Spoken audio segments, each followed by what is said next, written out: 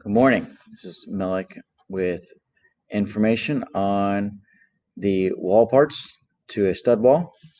And what I want to go over with you is the size of a 2x4, the size of a 2x6, the size of a 2x8, sizes of standard sizes sheets of drywall or chipboard or MDF, and then your wall height, and then the actual stud size.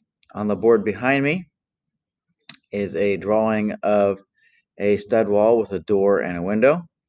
I have put hash marks on all the vertical boards due to the fact that once you get that many lines in there, it's kind of hard to see. And I've got the red marker here. That way you can see the difference between the writings when I do the stud, the actual drawing, and then what the wall parts are called. I also have next to me here a 2x4, a piece of a 2x6, and then a piece of a 2x8. Okay, and then I have a tape measure, or measure and tape, however you want to say it. So my first question is, how big is a 2x4? Because when I buy a 2x4, I am purchasing what I think is a 2x4. All right, so measuring this, a 2x4 stands for 2 inches by 4 inches. But what you're actually getting is a piece that is 1.5 by 3.5. So the question is, where did that other 1/4 inch on each side go to give me that last 1/2 inch? Well, if you look at this, the corners are slightly rounded, and that's so that you can take your hand and slide it up and down the board and not get splinters in your hand.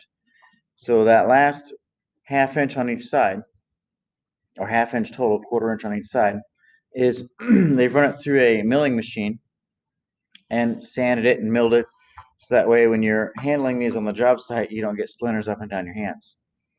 The other thing that I want to caution you on is when you buy boards, I don't know if you can see this in the film or not, you are wanting to make sure that they are straight and true. This one here, I've got it resting on this table, and it's not flat or true at all.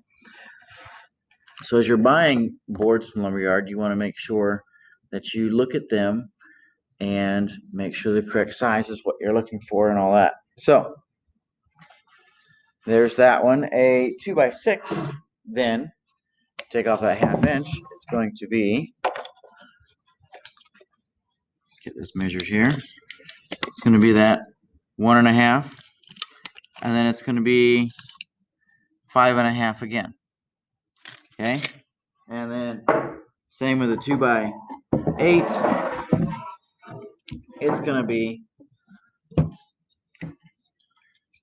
1.5.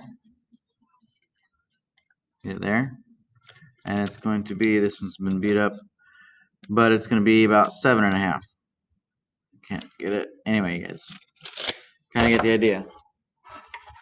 So just keep in mind that when you go to the lumberyard and you pick up a 2x4, it is not really a 2x4. So I want to put this on the board here.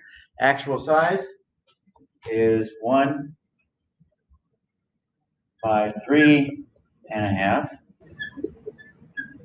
by 5.5. 1 by. All right. Now, my wall height. Walls in my house, well, walls in most houses are either, you have wall heights that range in houses that are typically 8 foot. Sorry, telephone call. All right, so some walls and houses are 7 foot tall. Most houses have an 8 foot tall ceiling, and you have some houses that have a 9 foot ceiling or more. Just depends on the age of your house and location and all that. Generally speaking, most houses have an 8 foot wall, or 96 inches. So, things that I want to ask you are, if this is 8 foot, right? 96 inches.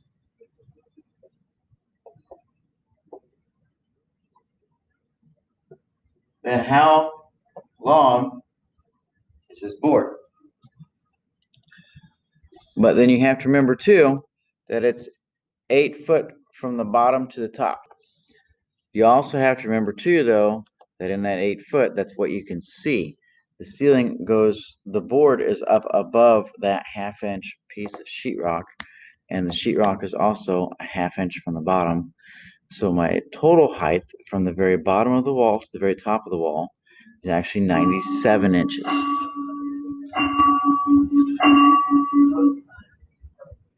Right?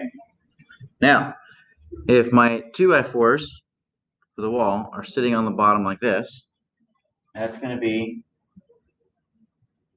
1.5 inches thick.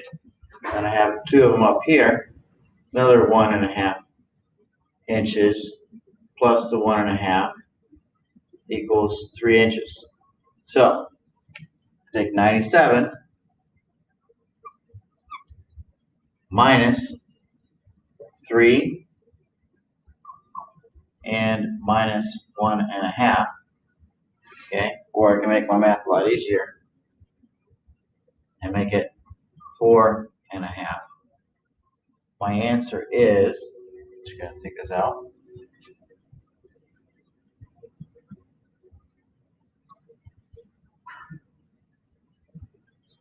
(92.5 inches). So a wall stud, and that's what this piece here is called, is a stud. All these uprights are called studs. Is 92.5 inches long. All right, so now that you know that a wall stud is 92.5 inches tall, and the full height of the wall is 97 inches, and even though we say it's an 8 foot wall, you have to account for that half-inch piece of sheetrock on the ceiling, and then you don't want your sheetrock when you put it on the wall to be touching the floor, so you count for a half-inch down there. So you add an inch and makes your wall studs at 92.5 inches long. So all your wall parts are as follows. Running over here. All these uprights, except for this one, this one, this one, and this one that run the full length are called studs. Okay? Wall parts are really simple and very easy to remember. They don't make it hard. Board on the bottom, called the bottom plate.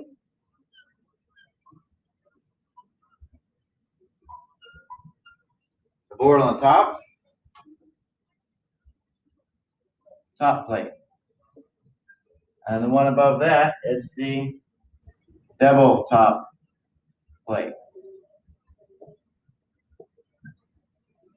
Okay, so as we're going over this, things to keep in mind and things to try and remember, and I will continue going back and put some more terms up here in just a second. All right, the boards on either side of the door frame. The most end one, those tell the whole frame what to do. So by telling everything what to do, the way that I remember, it's like a kingdom. And the king tells everybody what to do. So these 2 boards here are the king studs.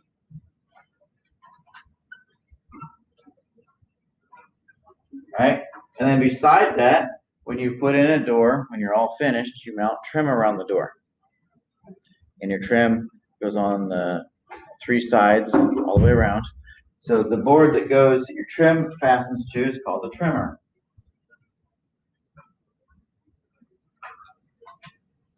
Above that, if you're to run through a door and jump, you would hit your head on the header.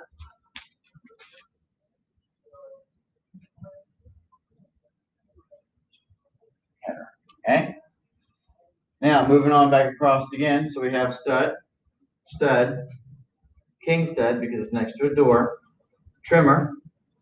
King stud and trimmer always go side by side. Above the trimmer, resting on top of the trimmer, is the header.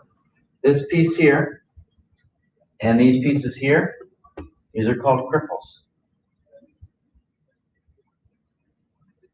And because I had to cut this stud out to put in the door, I can't just get rid of it because the weight has to come down.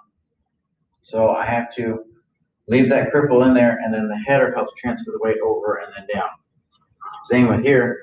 These two studs that were gone, the weight is transferred out and then down, and then the weight of the window rests on these two studs here. So that way all of your weight is not going to sag out. Moving on across, below the window here, we have a sill. That's what the window sets on. And then once again, this is called a header. This piece here, king stud, trimmer, trimmer, king stud, stud, stud, stud. So that's all your wall parts. Something that is crucial to remember is how far apart are the studs in a house. Studs in a house are different than studs in a detached pole barn or a building that's not going to be dwelled being lived in. You can walk into it. If you've got a shed out back that you bought from Lowe's, Menards, Home Depot, if the stud spacing is going to be different than that of what's inside your house. So my question is, how far apart are the studs in your wall? And that answer is they're 16 inches, and it's on center.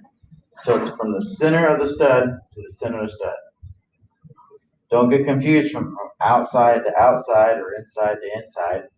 It is center to center is 16 inches. That way everything lines out, and then when you start putting your 4 foot by 8 foot sheets of drywall on there, it evenly goes into it as well.